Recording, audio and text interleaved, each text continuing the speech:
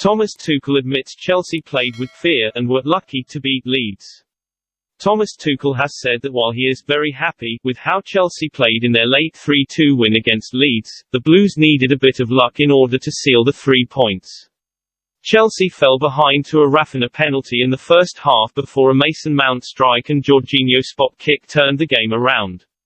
But the Blues seemed to be heading for a draw after a late Jogel Hart equaliser, before Jorginho secured the win with another penalty in stoppage time. Tuchel revealed that he was sure Chelsea would get one final chance to take the 3 points, though admitted it was a bumpy ride on their way to victory. I was confident that we maybe get one more chance and turn things around because we played very strongly in the first half and we showed again a good reaction after the equaliser, the German said in his post-match press conference. In between, we played maybe a little bit with the fear that we had something to lose, and we absolutely didn't want to lose what we worked so hard for. So yeah, there is always a bit of luck, of course, when you get such a late goal. But we've conceded 2 of them, so maybe it was our turn. We needed this win desperately for the mood, the belief, for the atmosphere. I am very happy how we got it, I'm very happy how we played, and we have 2 days off now and it's a good feeling for the boys. Thomas Tuchel and Marcelo Bielsa play down bust up after Chelsea beat Leeds.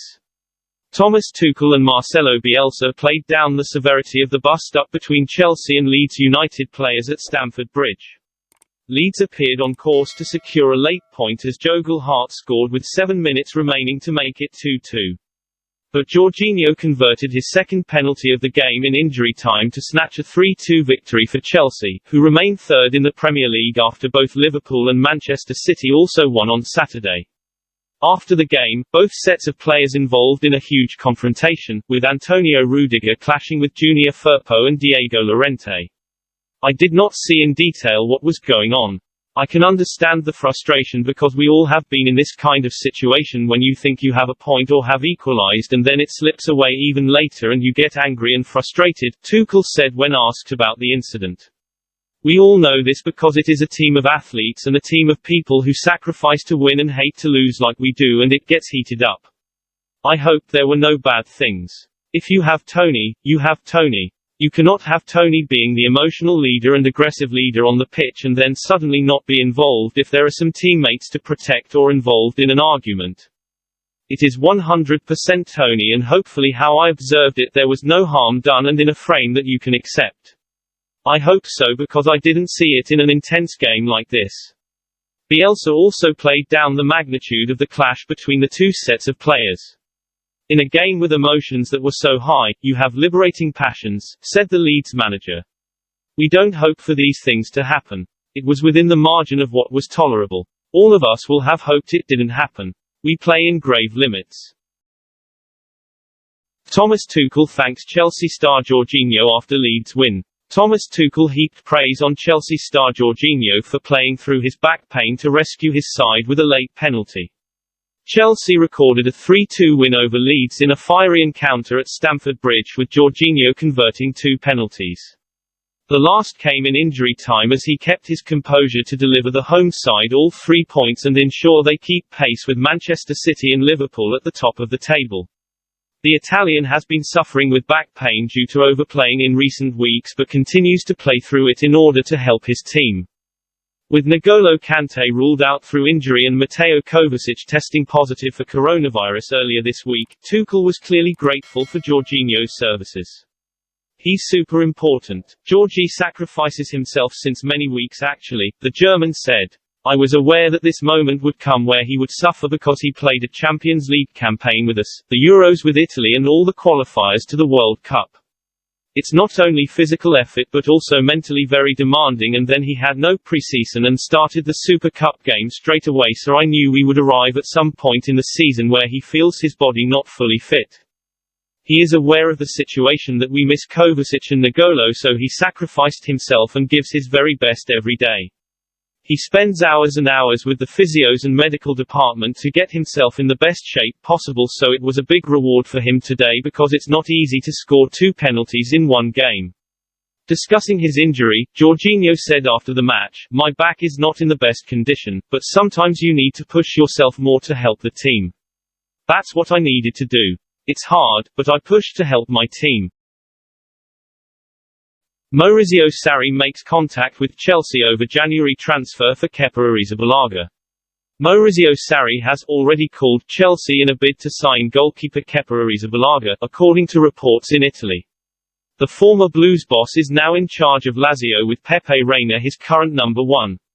But Sarri is looking to strengthen ahead of the January transfer window and has identified Arrizabalaga as his ideal target. Italian publication Il Messaggero claimed the Italian has taken it upon himself to reach out to his former employers to sound out the possibility of a deal. Arrizabalaga has made just 5 appearances for the Blues this season, with his only start in the Premier League being the 3-0 win over rivals Tottenham in September. Following the arrival of Edouard Mendy, the Spaniard has had to settle for spending the majority of the season on the bench. It's unclear whether the 27-year-old would be keen on a move to Italy, but with the World Cup just over a year away, a guarantee of regular playing time could appeal to him. Arrizabalaga is under contract with Chelsea until the summer of 2025, so they would command a sizable fee if they entertained Lazio's approaches. Despite playing second fiddle to Mendy, Tuchel heaped praise on the talented shot-stopper's attitude in the build-up to Chelsea's clash with Leeds this afternoon. "He is always pushing, that's the good thing," Tuchel said on Friday. "He really is an example of sportsmanship, I have nothing but praise for him. He did everything that he is able to do to produce a performance like this. Every day he is in unbelievable spirit. If nothing crazy happens tonight at the hotel the Edouard Mendy starts tomorrow, nothing has changed at the moment from there." N'Golo Kante's injury will force Chelsea into buying a midfielder in the January transfer window. N'Golo Kante's season hit another stumbling block when he picked up a knee injury against Juventus. "I'm pretty sure no one disagrees with Tuchel and him being a key man for the side when fit. The problem is, how much can we now fully rely on him being fully fit week in week out? Here are 3 options Chelsea could look towards in the future. Franck Kessie. Kessie's contract expires in the summer and will be highly sought after, as every top club around Europe will be eager to sign him. The Milan midfielder has continued to impress while in Serie A and has continued that form both into the UEFA Europa League and UEFA Champions League. Instead of waiting until the summer, Chelsea should make their move the moment the January transfer window opens.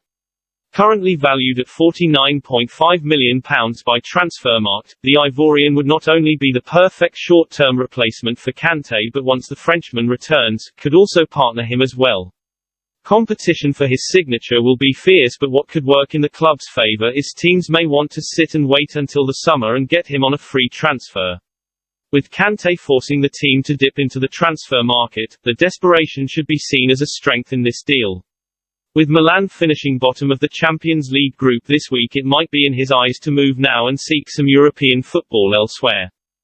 Wilfried Ndidi, one of the best defensive midfielders in the Premier League, Ndidi has helped transform Leicester City into a club that routinely features in and around the top 6. Essentially the replacement for Kante for the Foxes, the Nigerian is another one who has been linked with a move to a Champions League club. Getting him away from the King Power Stadium won't be easy, especially as the Foxes are known to drive a hard bargain for their players. And with Wesley Fofana a target as well, Brendan Rodgers won't be pleased with the Blues coming in for 2 key players. But in Ndidi, Chelsea would be signing the ideal player to not only fill in while Kante is out injured, but someone who can patrol the midfield and offer the back 4 a level of protection that only Kante can really provide in the current Blues squad. Aurélien Tchouameni, deputizing for Kante for France in the UEFA Nations League final against Spain, Tchouameni did not put a foot wrong all game and played well beyond his 21 years. If that was his coming-out party, he has continued to shine while playing for Monaco, and it's no surprise every big club in football wants to snap him up from League One. Chelsea would be fools not to make a serious offer for the starlet, and if they have to spend a bit more in January to prize him away from his current club, it would be considered a bargain. Transfermarkt may value him at £31.5 million, but realistically it will cost double, perhaps triple, to bring him to Stamford Bridge as a player and not an opponent. That is on Chelsea News today. If you like the video, don't forget to like, share and subscribe. Thank you very much. Goodbye and see you by tomorrow news.